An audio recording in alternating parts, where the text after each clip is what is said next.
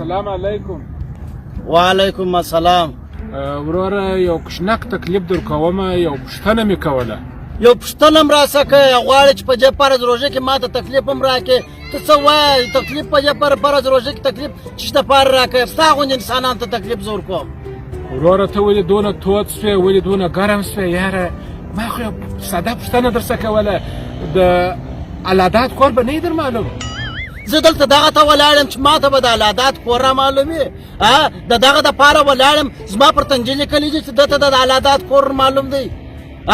موږ خپله فرض روژه د وروره نسواري عملي سړی یم، وایي واده د الاداتو پکښې غورځه دي مولا. ته خو به مولادات نه انسانیت به لرې، خو جواب سړی چاته په انسانیت ورکړي وروره، او نه چې دا روژه زما دپاره نیولې ده. سړی نه کړي اخلاق ښکاره کړي وروره. ته خو بیخي د انسانیت د چوکاټه وتلی سره پوهېږې. د خولې سره جیچات کوه. اوس اوس چې د الادات پوښتنه کوله، اوس بیا غواړې چې ما وډبې بلاړ سه باره خپل روژه مات وکړې. دا اوس مې زه چون په دغه مغزو کې د پیشلمي ډول درځېږي. دغسې مې اعصاب خراب دي، د دوو خبرو نه یم. روژه مې د وروره که جانه نسواري سړی یم ښه، د نسوارو پر ځای به مې اوس ته کړی، باره به مې توکلی. ولاړ سه ځه خپله لاره دې ووایه.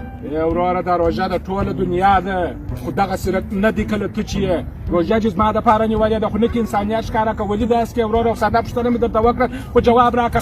دغسې نه که راسره معلوم یې که روژه مې ګوره د تبارو انسانان نه دی. ګوره روژه مې دوم، روژه مې مه را خرابوه. بلا نو راسه ورکېږه، راسه ورک سه، راسه ورک. کمیس سرمه ده دا کمیس سرمه.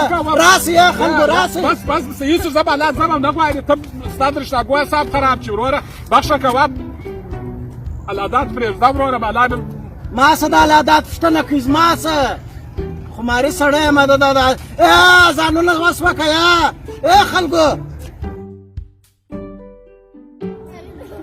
دا څنګه انسان و؟ دا انسانان بو ما جیش روژه نیولې د اختر په ورځ غاړې سر ورکوي چې باید جیش رو مبارک سو مبارک. بیخي بېزاره کړم.